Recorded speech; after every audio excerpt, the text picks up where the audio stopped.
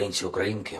Fellow Ukrainians, the liquidation of the consequences of the Russian terrorist attack on our Odesa continues. 19 missiles of various types were launched on purpose to make them harder to shoot down and cause more destruction. One person in Odessa was killed. My condolences to the relatives and friends. 20 people were injured, including 4 children, 11 years old, 12 years old, to 17 years old. Everyone is being provided with the necessary assistance, and I thank each and every person who is with Odessa. I thank everyone in the city who is helping the victims and clearing the rubble, rescuers and doctors, military and police, volunteers and local authorities, businesses that have joined in. I also thank all the city residents. It is very important to help each other and your city. I would also like to thank those in the world who have already condemned this latest manifestation of Russian evil. We cannot allow people around the world to get used to the terrorist attacks. The target of all these missiles is not just cities, villages or people.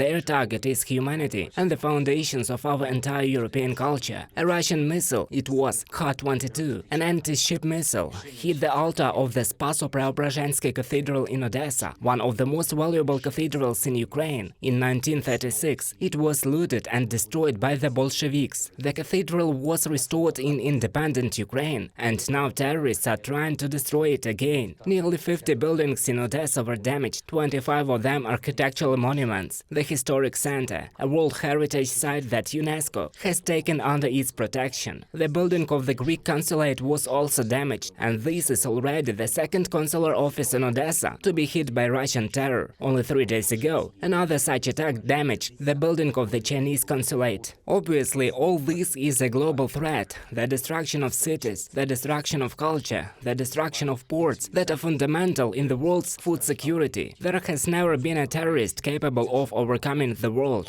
and this Kremlin madman will not succeed either. There will be Spaso-Preobrazhensky Cathedral in Odessa. We will definitely restore everything. By the way, I am grateful to Italy, Madame Giorgia Meloni, members of the Italian parliament and the entire Italian society for their promise to help restore Ukraine's historical monuments. The main thing is that despite any attempts to break our state and our people, we clearly know that we, Ukraine, have a future because of defending culture and humanity. Russia, on the other hand, is bringing only one thing closer with its terror, its dismantling from history. And one more thing, we have already started preparing for the upcoming week. There will be a lot of different events that will definitely bolster Ukraine's defense. I thank NATO Secretary General Jens Stoltenberg for promptly convening the first meeting of the NATO-Ukraine Council. In fact, immediately after our conversation yesterday, we agreed on the date. The meeting will take place this Wednesday. We are preparing it to be meaningful. We're also preparing new support packages from our partners. Everything that brings the defeat of Russian terrorists closer. More air defense for Ukraine, more artillery, more long-range weapons.